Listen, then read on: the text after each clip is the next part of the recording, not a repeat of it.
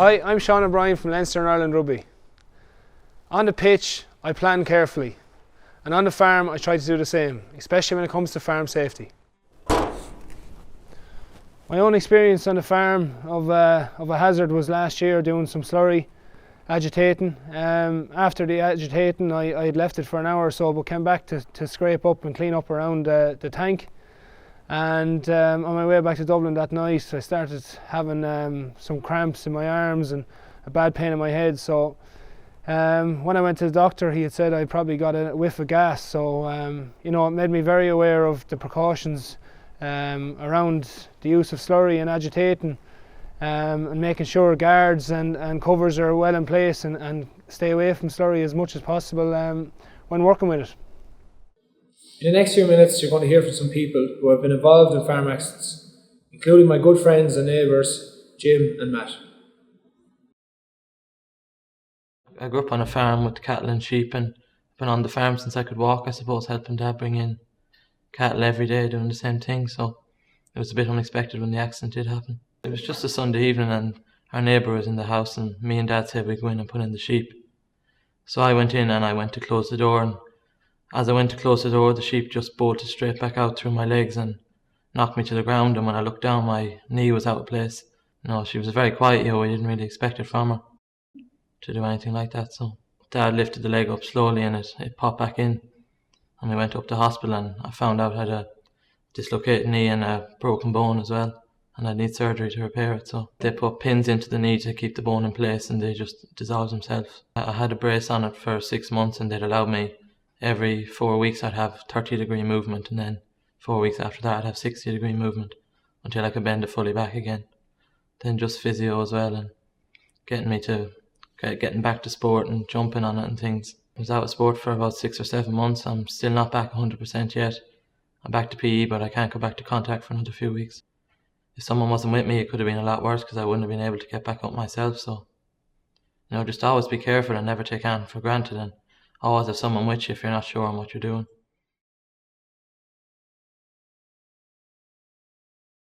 I'd always consider myself to be a safe type of person, because I grew up around machinery. I was operating machinery from a very early age. I would have been around animals all my life. And the whole point and the whole exercise of talking today is to let people know of my experience, and hopefully my experience might create a bit of awareness, in particular with young people, as to how things can go wrong, and how a very ordinary, mundane duties can turn horribly wrong. I stomach tubed a calf, and there was another cow after calving, and she was out on the slats. I was bringing that cow and her new calf onto a straw bed, and she was a very quiet cow always. This would have been her third or fourth calf, and for no reason in the world, she just turned on me. And when I say she turned on me, she was particularly vicious, but she got me in a corner up against the bars. Now, looking back, I know exactly what happened. The first couple of belts that she got me with her head, which you would imagine would be a thing of nothing, right? But they actually broke my ribs. And I suppose I went down then, I suppose the belt of that would make a person go down. And the minute I went down, she started standing up on top of me. And in a very short length of time, it seemed like an awful long time, but in a very short length of time, she had a lot of damage done. If I was on my own, which 9 times out of 10 I would be on my own, I would not have come out of the pen alive. Another minute or two and I'd have been gone, because I was actually unconscious when I was taken out of there. My son was in a different shed, and there was another man in a different part of the yard, and the two of them realised something was wrong. Maybe I called out or whatever before being knocked out. They thought I was dead because of the way I was, that I had got a real bad doing in a very short length of time. I don't care how used of your animals that you are, and how many thousands of times you might have walked through them. Never ever in your life be inside in a pen without having a pike or having a good stick in your hand. And I really mean that. And people should just get into the habit of that. Someday it could be your last day if you don't be very careful.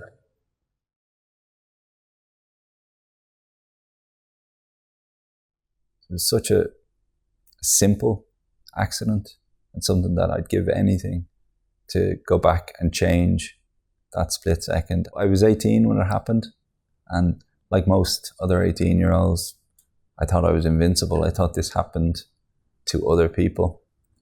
Little did I know that that night, the 4th of August, due to a hay bale, I'd be in the back of an ambulance on my way to the Mater Hospital after suffering a life-changing injury.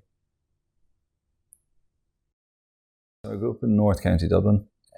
My father was a farmer, mother was a nurse. So I would have grown up out in the country, surrounded by fields.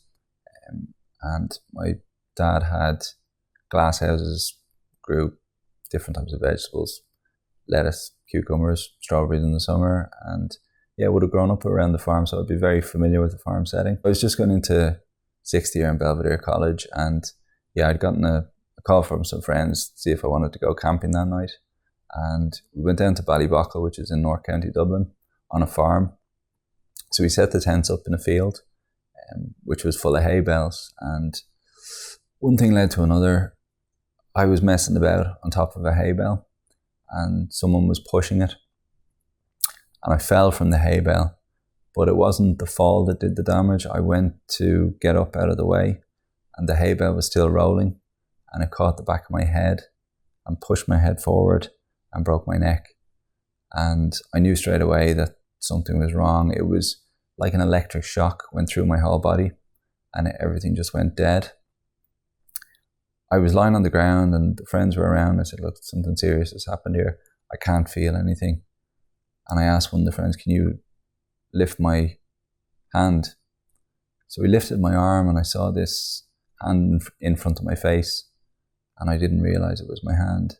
And when he let go, my arm just dropped, and knew something was serious. So called an ambulance.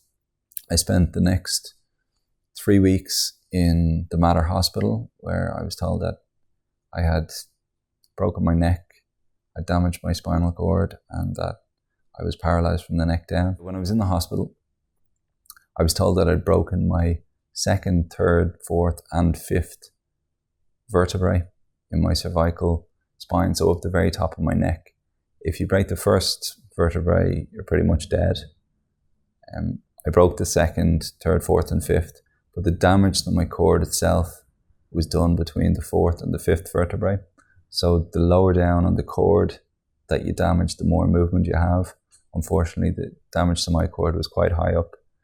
Now, I should have stopped breathing with the injury that I had, but luckily enough, whatever nerves control your breathing were intact for me. So that was a blessing that I wasn't on a ventilator, but I did lose all movement from my shoulders down. It's amazing how a split second can change a life. Farm safety is something which needs to be taken more seriously. It was one hay bale that I'd fallen off, and the damage and consequence to my life has been almost incomprehensible. I think people need to consider all aspects of farm safety. There's so many hidden dangers on a farm that people don't realize have the potential to change their lives.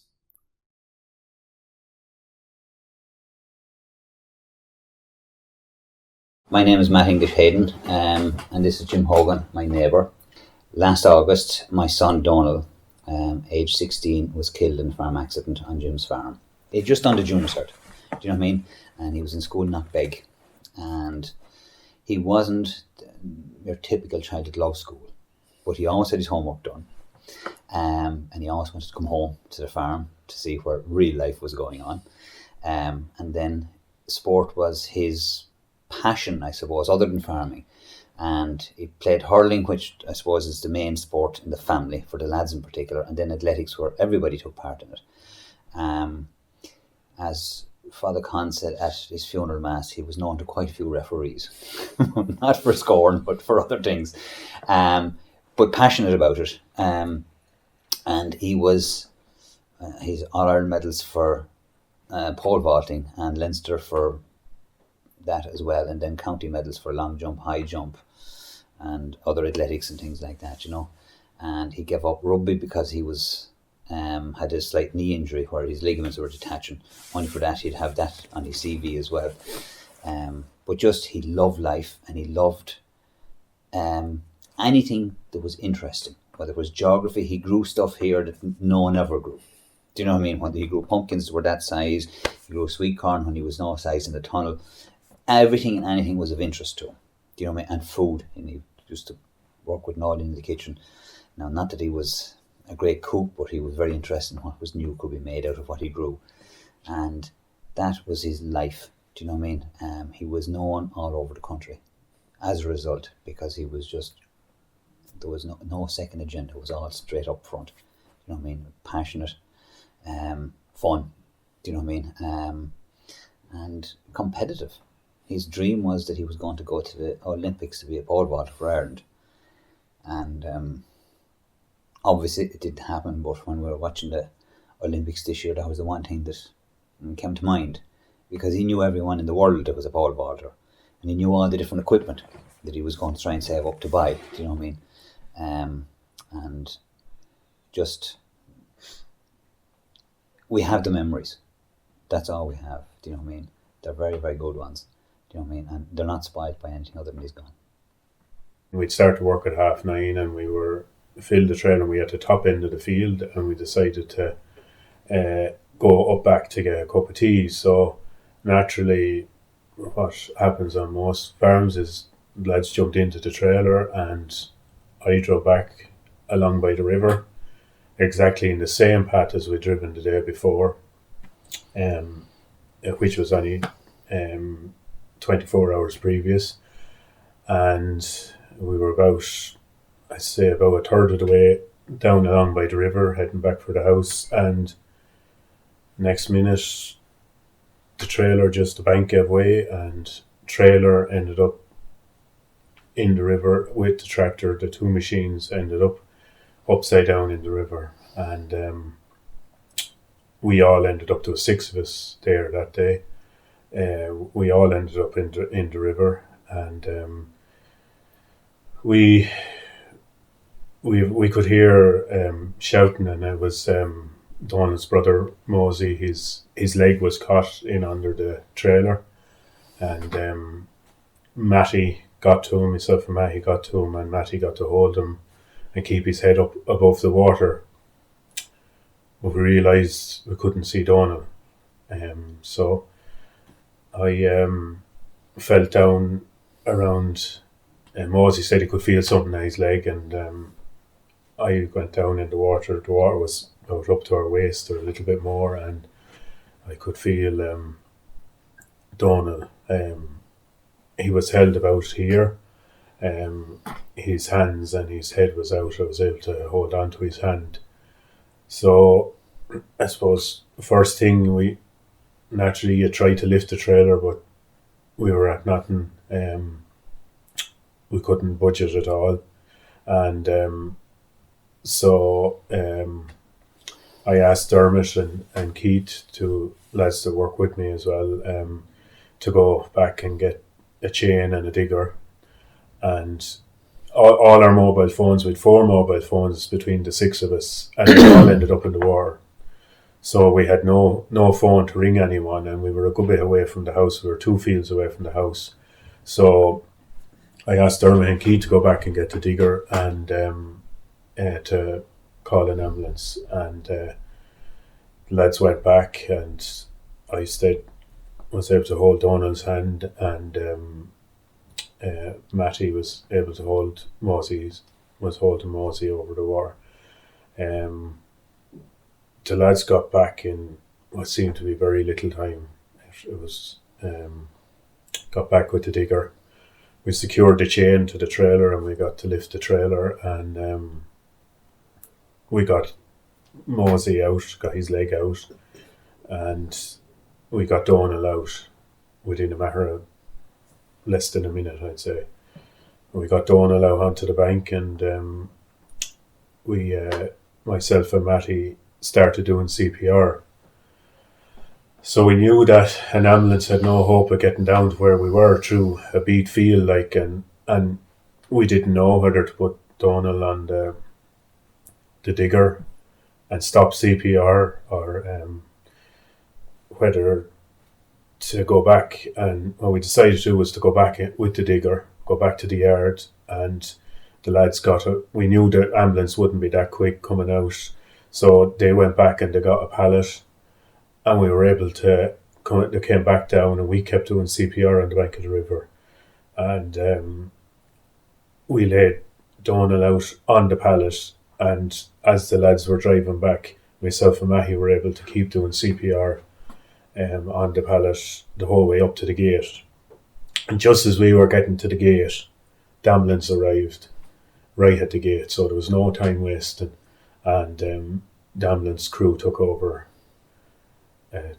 then, and Donal was brought to Kilkenny Hospital. And there he obviously was rushed to theatre, and they did exploratory surgery, which basically was to find out the extent of his injuries and everything, but unfortunately he was under the water too long, effectively, and he was pronounced dead in that afternoon. It wasn't a dangerous job what we were at. It was a freak accident, and I think if someone had said to us that day that an accident was going to happen, we never ever would have predicted that that's how it would have happened. It was maybe due to all the rain that had come that night, and as I said the day before, we had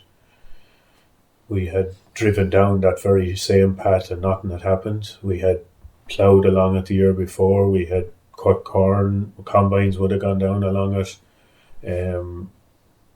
so we just didn't expect any danger in what we were doing. We had, myself and Keith and Dermot had actually done a farm safety course 3 months prior to the accident that ABP Food Group had organised, and the three of us sat down to Kilkenny and did it was a day, half a day's course in farm safety, and little did we know, leaving that course, there was about 28 people on it, but little did we know that we would be probably one of the next headlines on the 9 o'clock news of a tragedy. I suppose from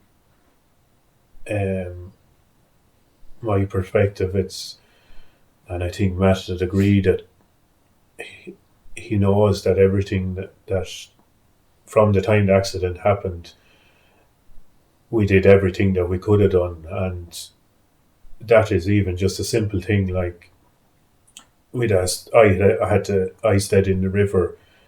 Well, I was out to get Keith and Dermot, and they knew where the chain was, because the chain is always put back. It's a tidy farm. The chain is put back where it always is. Keith had said to me after that, if that had been his farm, he might have been half an hour looking for that chain. And I think if you had been half an hour looking for the chain, or even if you'd been 5 minutes looking for the chain, that's 5 minutes that we'd be wondering if we'd known where that chain was, we might have, the consequence might have been different, but in a situation like that, yeah. From our children went over to Jim's, totally confident that it was a lovely place to send your children to work, and we can still say the same thing. It was just very unfortunate. Anything that could be done that would make a difference was already in place. The place was tidy, everything had its proper place, farm safety was done, you knew how to do CPR. These are the things that could make a difference when an accident happens. In this case it didn't, but in 90% of other cases it could save a life. And that's something that is a comfort to both of us. Yeah. And not just the two of us, but our families, and even to our neighbours, because Donal's death affected everyone in the parish.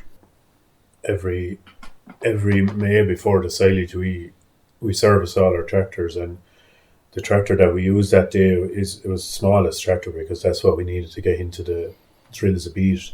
But it had been serviced, and I suppose that was a comfort to us that everything was working right, brakes and everything, and just there can be a lot of tractors out on farms, and farmers might say, sure, I don't have that on the road.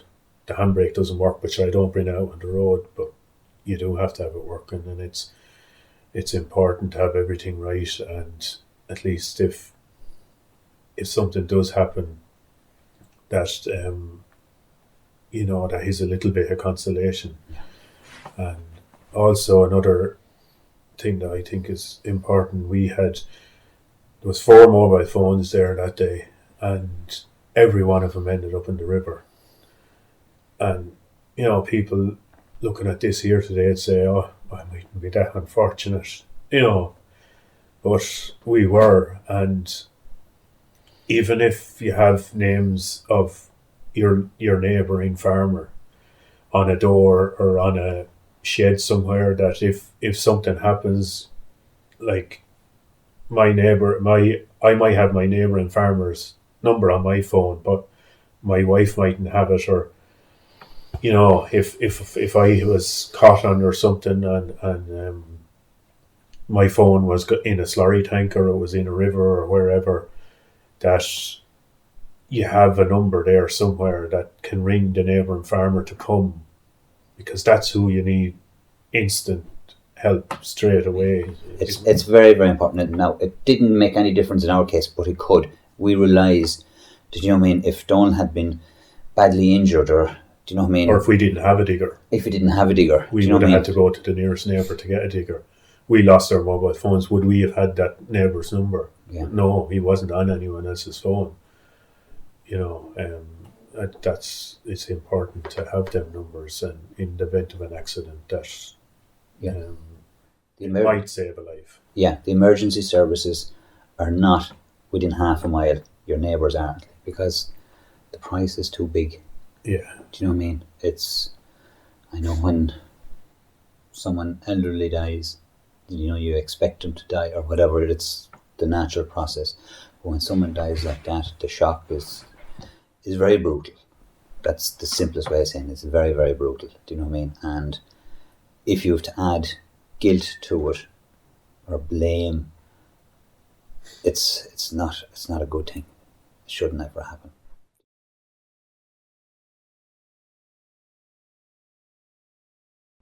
I remember the morning that Donald passed away, and my dad ringing me, in the shock that I felt that something like that could happen so close to home on a neighbouring farm. I remember Donald used to get in cattle who broke out onto their land in the previous year or two, and he loved farming and was such a good young lad within the community. And going to the wake in the following few days was probably one of the hardest things I've been at, and the sense of sadness throughout the whole area was devastating. As you can see from Donald's story and the rest of the stories, nobody is invincible, and a farm accident can happen to anybody. My 3 safety tips for farm safety would be: 1, around cows calving, to give them their own time. Make sure you have a secure pen and a handling facility. Never go in to a cow when they've calved, as they can be quite agitated. 2, around slurry, making sure the lids, covers, and you leave the tank after agitating for a long period of time. The longer the better, and try and get a windy day. And 3, when handling bales in the shed and whatnot, make sure no one is around you, and make sure no one is allowed into the yard at the time, in case a bale fell off a trailer or fell down while stacking. James Maloney from the Farmers Journal and Ella McSweeney will talk you through some of the hazards that occur on farms and some of the ways that these are avoidable.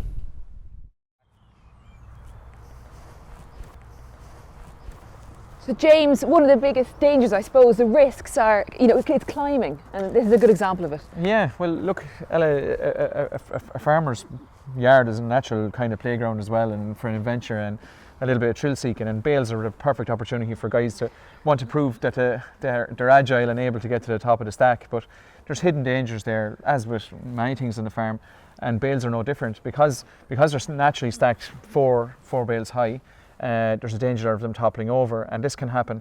A bale that looks perfectly secure, when a weight or force comes on it, it can slip. And a bale of silage weighs around 600 kgs, 700 kgs. Now obviously you won't have them stacked that high, but a straw bale can weigh about 250 kgs. So and cause a lot of damage. A lot of damage if it falls down. Like so, you'll be trying to encourage people to stay away from playing in them areas, or from be thrill seeking and jumping off, or ropes, or just having kind of fun near bales. But how can you make this a bit safer though? Yeah, and this isn't too bad actually as a farm goes, because the bales are naturally lying in. What could happen is the bales are if they're stacked high, and they can actually lean out towards the yard, which creates a danger. But to make this a little bit safer, a very, very simple thing to do is just to run a strap just across the pillars of the shed. So the bottom two are fairly safe. The top one, the fourth one, is safe because of the top of the shed, but the third one is the vulnerability. Third one, yeah, exactly. Yeah. But there is also the opportunity, or the possibility that the person climbing could fall. And you look at the height of that shed; it's 25 foot. Like, okay, best case scenario, broken arm or a leg. Worst case scenario, you get a bang in the head, and it's a life-changing accident from a simple task. Like, James, the nicest thing about farming is animals. Yeah. So they're huge pleasure, but obviously a danger too. What are the kind of things you think people should be aware of? Yeah, well, the thing I always say about an animal is every animal has a different brain, and they're unpredictable by that. They're not like a machine, you can't turn them off. So you have to treat them with the respect that every one of them is an individual, and no two animals are the same. So essentially, it is to be aware of the dangers that possibly could happen with them.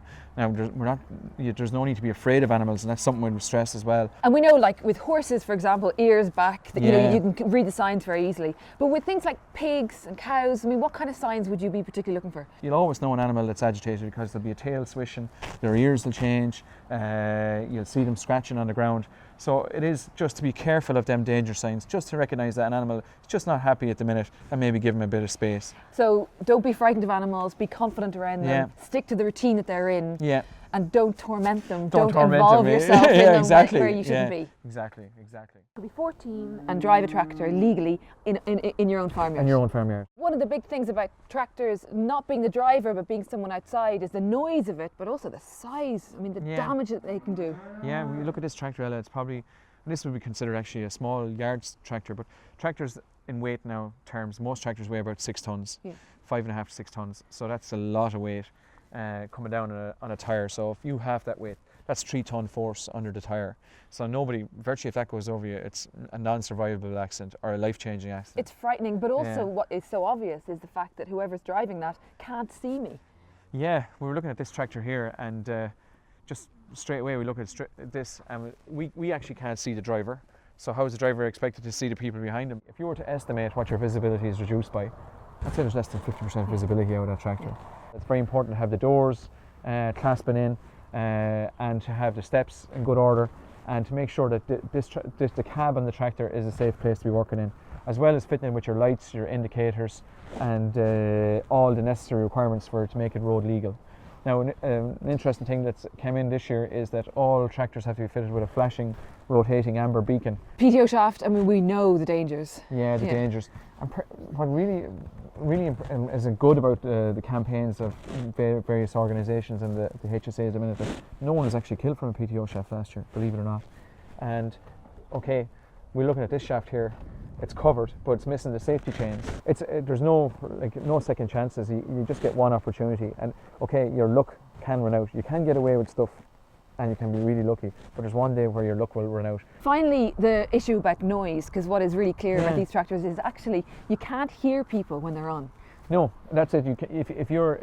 Particularly if the windows are all closed in the tractor, so that's blocking out everybody else from the outside. So it's very hard to get the attention of a driver. And that's why it's so important that the driver has good visibility 360 around the tractor. There's no requirement for anyone to have the biggest, most modern tractor, just a workable one that it's safe. James, machinery is a part of farm life, increasing part, and great fun, and it's all part of learning and all the rest. But things like trailers, I mean, what are the dangers associated with it? The problem is, well, from the stats and the figures, 50% of all accidents last year are fatal accidents involved machines with kids, so it's a natural. So you're talking about kids dying. From an involvement with a machine. Something as simple as this. Simple things where the trailers are parked, is there wheel chocks on them. If this trailer could be parked in the yard, and what can happen is you could have your back turned to it, and it slides down the yard, and the momentum takes it, you look around, and there's the trailer behind you. And that's a lot of accidents. All machinery accidents now nearly are all caused by crushing or pressing or force, where they either fall out of the cab, they're driven over by a wheel, where a trailer comes detached and it's backed over, a crushing injury. James, I mean, we know some of the worst cases of farm fatalities have involved Slurry. Yeah, it is. It's tragic, and often the case that it is tragic, and it's completely avoidable. The danger with Slurry is, okay, it's perfectly harmless sitting there where it is, it's safe, but over the winter period, a crust spills over the top of it, and that's keeping all the harmful gases in underneath. But we can't spread the Slurry like that, and every farmer knows, like, the agitator has to come in, and it mixes up all the nutrients and the water, so this tank can be emptied around this time of the year. And the danger is when the crust goes, you release the gases, methane, carbon dioxide. But the most deadly gas is hydrogen sulfide. And that gas comes up, it's odourless. Now, it can, in high concentrations, it has a smell of a rotten egg, only for a very brief while. And you don't know you're in the danger until it's too late, and you're lying down. And it's one lungful can kill you in 30 seconds. There's no need for that to happen. There's a few common sense approach to doing it. Having agitation points outside is brilliant because there's air swirling around through here, so it's taking away the gases. But the animals as well, they should be out of the shed, completely away from any agitation. They're the same. If they get a sniff of the gas, it'll knock them down. And the concentrations where they are, if you look at the concentration, is much higher down here, about a foot away from the tank, and it is up higher. If you imagine an animal that's lying on a slat, they're going to get more of it. And finally, aside from the agitation critical issue, what about just falling in? Exactly. And would you believe it, Ella? There's not that of the accidents, the people who die in Slurry, it's falling into the tank. It's the gases, and the gas is fatal and really, really dangerous. But it's uncovered manholes, people falling in, can't get out, a suffocation. On the tank itself, you're looking for a child, for a teenager. If they fall down there, it's impossible nearly to get out of it. I mean, this mesh is interesting because there's no doubt that a baby, a toddler, can fit through here. Yeah, easily. Yeah. A common thing, if you can fit a ball down through there, you can fit a child down through there. So that mesh, to rectify that mesh, either put an extra bar in on it. Again, not a huge cost. It's one extra little bit of rebar. It's about 10 minutes work with a person that's handy with the welder, and it can save a life. James, we know the dangers of bulls. Everyone, even non-farmers, know that. Yeah. But we don't talk enough, I don't think, about cows, do we? No, not really. Especially at this time of the year, it's a fantastic time. Like you can just see behind us here, we've a Aberdeen Angus cross and a 2-day-old calf. She's looking to protect her offspring, and all of us here around, we have to respect that, and we stay back and away and give her a bit of space. And the fact she's a first-time mother. Yeah, is exactly. that even more dangerous? More dangerous, yeah, because she's not used to it. This is all new to her. If you have to handle it, you have to come up with a way, either a gate or some way of separating the mother from the calf. If you have to give the calf a dose, then that mother has to be pushed away and gently eased into a position where she's safe and in a confined area where she can't get and kick you or knock you over. And then you can work on the calf and administer whatever antibiotics or whatever is needed, So don't, as a routine, just walk in. Exactly. Yeah. Even being really, really comfortable with animals, always have it in the back of your mind that something can happen. And is there a place, if something happens in here, have I a place that I can get out of danger? Can I get over that gate? Can I get away and get myself into a safe position until she calms down? James, it's easy when you live on a farm not to think too much about hygiene. Yeah. To be washing your boots and using water and all the rest. But it's a kind of a good routine to get into.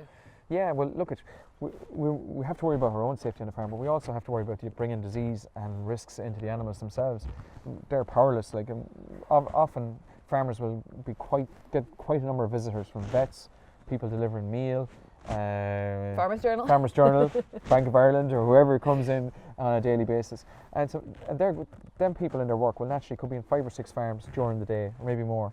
And the problem is we don't want to be bringing disease from one farm to the other. The water just wash off the boots on your hands, especially coming into the yard.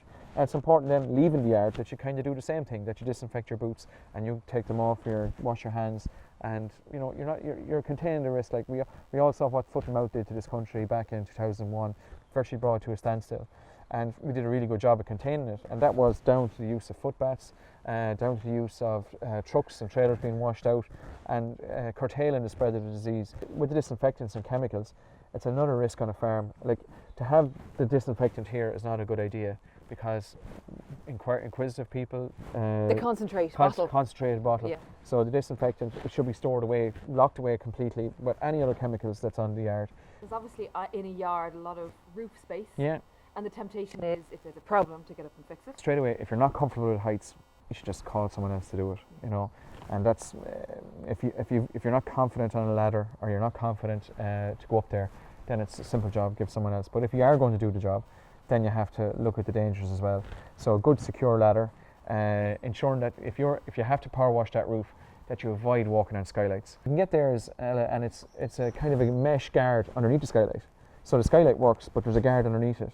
So even if you do fall, if the skylight does crack, that you're on the guard, you're on the mesh. It'll catch you. It'll catch you. Yeah. But that question, what is the danger? Walk around your farm and ask that question repeatedly. What is the danger? Think of the worst case scenario. Yeah, exactly. Simple walk through the yard every day and take your 60 seconds to think to yourself, oh, that is dangerous, you know, that hose on the ground is dangerous, that gate is hanging wrong, the door missing off the tractor, the bullpen with maybe rope tying up the gate. You know, simple little things that shouldn't be done on the farm, you know, or that shouldn't be in practice, that should be altered. So now you've heard from James and Ella and got some really good tips on farm safety. Farm safety is everyone's responsibility. Take your time, don't take any risks, take every precaution possible and be safe. You could save your own life or someone else's.